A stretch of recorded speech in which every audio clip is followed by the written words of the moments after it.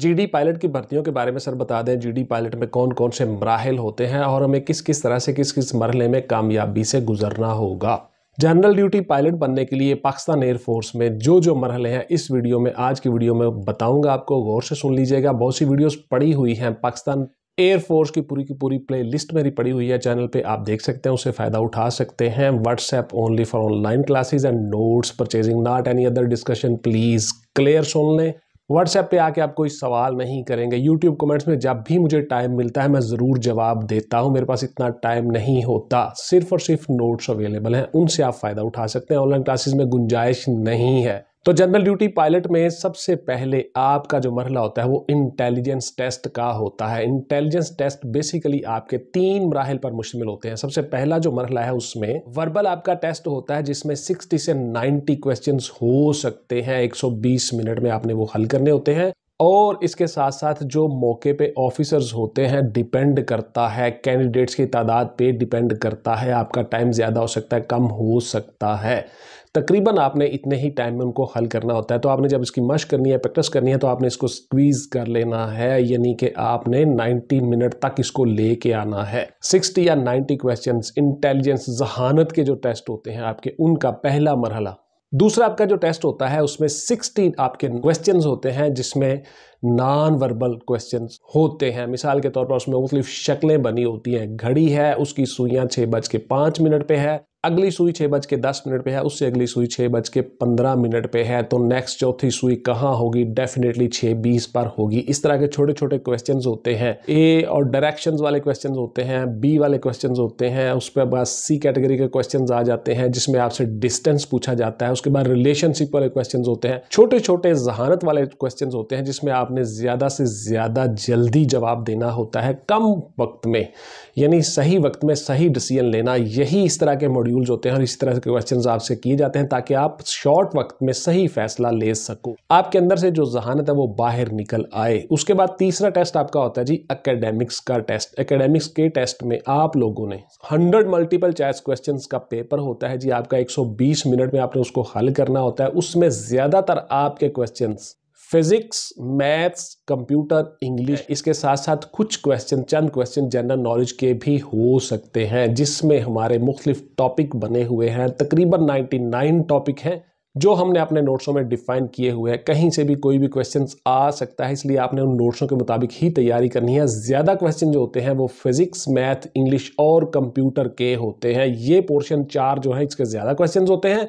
अब इन क्वेश्चंस को आपने किस तरह से हल करना है, कहां कहां से मटेरियल लेना है, क्या क्या चीजें करनी है, ये सारी की सारी चीजें हमने अपनी वीडियोस में बताई हुई हैं। आप देख सकते हैं, उनसे फायदा उठा सकते हैं। उसके साथ साथ मैंने नोट्सों में हर चीज डिफाइन की हुई है। ये चारों पोर्शन आप कहां से ज्यादा मटेरियल इकट्ठा करोगे और किस मटेरियल से ज्यादा क्वेश्चंस आते हैं, ये सारी की सारी चीजें हमने अपने नोट्सों में डिस्कस की हुई है। आप उनसे फायदा उठा सकते हो। बहुत से बच्चे फायदा उठा रहे हैं। बहुत से लोग मुझे सवाल करते हैं, बार बार पूछते हैं कि सर ऑनलाइन क्लासेस दे दें। बेटा ऑनलाइन क्लासेस में गुंजाइश नहीं है, मेरे पास इतना टाइम नहीं है। बहुत रश है, बहुत से कोर्सेज चल रहे हैं। EF का कोर्स चल रहा है, ISSB मिलिट्री का कोर्स चल रहा है, उसके बाद मोटरवे कोर्सेज चल रहे हैं, ASF, FIA इंटरव्यू की तैयारियां चल रही हैं, एटसेट्रा। तो इसलिए मेरे पास इतना टाइम नहीं है। आप लोग नोट्सों से फायदा उठा सकते हो। नोट्सों के साथ मैंने मुकम्मल गाइडलाइन भी दी हुई है और उसके साथ साथ मैंने बुक्स की फहरिस्त भी भिजवाई हुई है। वो सारी की सारी बुक्स आप खरीदें और डाटा कलेक्ट करें, हर रोज काम करें अकॉर्डिंग टू टाइम टेबल और अकॉर्डिंग टू क्राइटेरिया गिवन। आपको जो चीजें दी गई हैं उसके मुताबिक आपने तैयारी करनी है। ये तीनों मरहले आपके हो गए जीडी पायलट में, आपने ये तीनों मरहले पास कर लिए। अच्छा, बहुत से बच्चे क्वेश्चन करते हैं कि सर इसमें पासिंग मार्क्स कितने होते हैं। तो देखिए ये डिपेंड करता है। फर्ज किया 100 कैंडिडेट बैठा हुआ है और उसमें से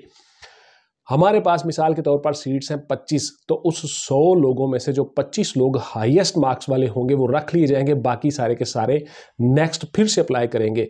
यानी कि वो फेल नहीं हुए, लेकिन वो उस मेरिट में नहीं आए जिस मेरिट के जो मेरिट हमें चाहिए। तो इस तरह से ये मेरिट बनता है, यानी कैंडिडेट्स की तादाद के ऊपर और आपके मार्क्स स्कोरिंग के ऊपर, जितना स्कोर आप करते हो।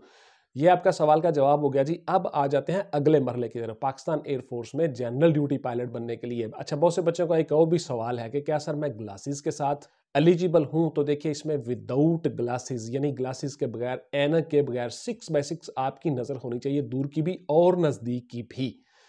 इसके साथ साथ कुछ लोग होते हैं जो कलर ब्लाइंड हैं। कलर ब्लाइंड नहीं चलेंगे बेटा, आपने रात को भी प्लेन को उड़ाना है, एयरक्राफ्ट को दिन को भी उड़ाना है। कलर में, रंगों में डिफरेंशिएट करना, फर्क महसूस करना बहुत ज़रूरी होता है। तो कलर ब्लाइंड लोग इसमें नहीं चलेंगे।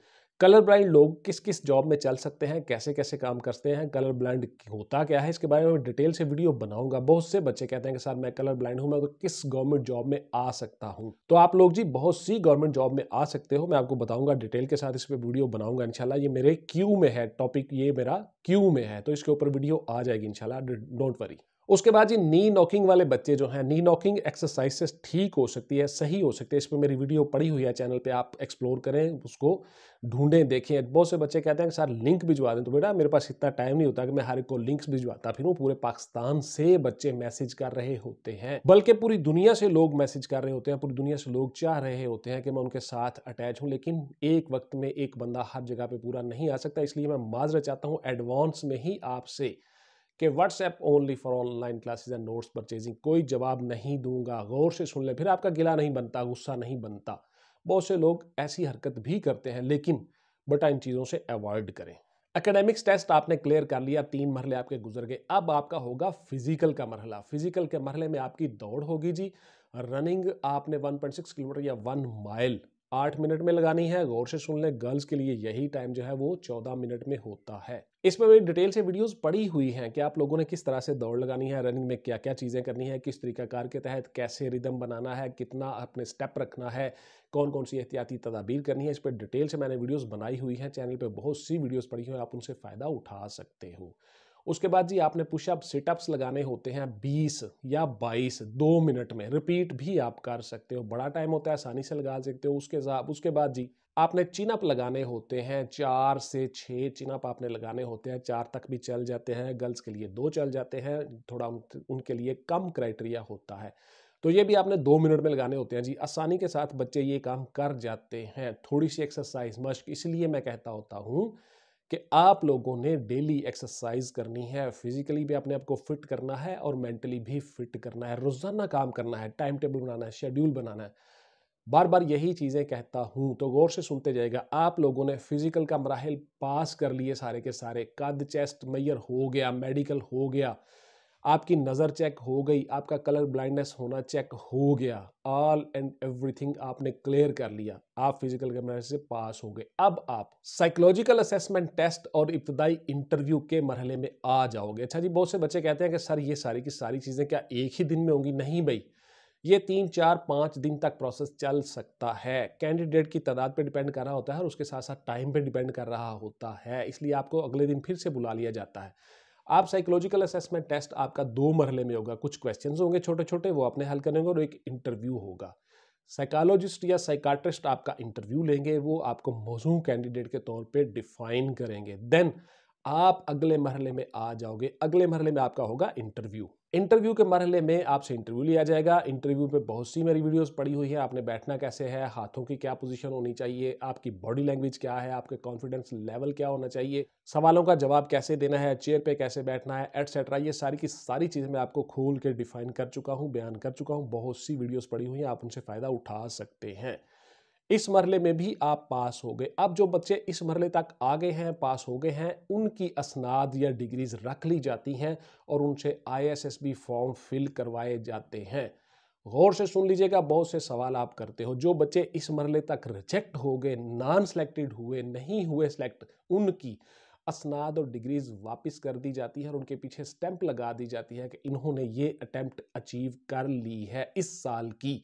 तो लिहाजा उनको डिग्रीज और स्नाद वापस करके उनको वापस घर भेज दिया जाता है। और जिन बच्चों से ISSB फॉर्म फिल करवा लिए जाते हैं, वो अगले मरहले में जाएंगे, उनके स्नाद डिग्रीज रख ली जाती हैं।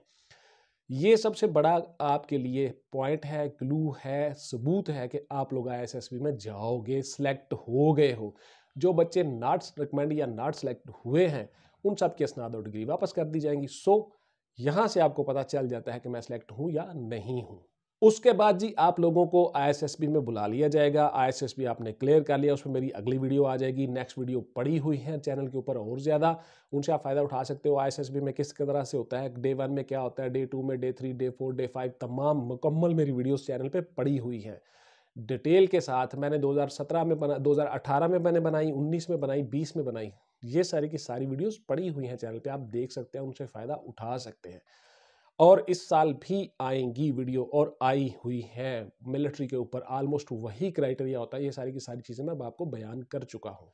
तो इस तरह से जनरल ड्यूटी पायलट में आप लोग कामयाब हो जाते हो। इंशाल्लाह अगली वीडियो आ जाएगी, उसमें भी सारी चीज़ें आपको डिटेल से बता दूंगा। टिल देन जी, टेक केयर, अल्लाह हाफिज़ एंड गुड बाय। पाकिस्तान जिंदाबाद।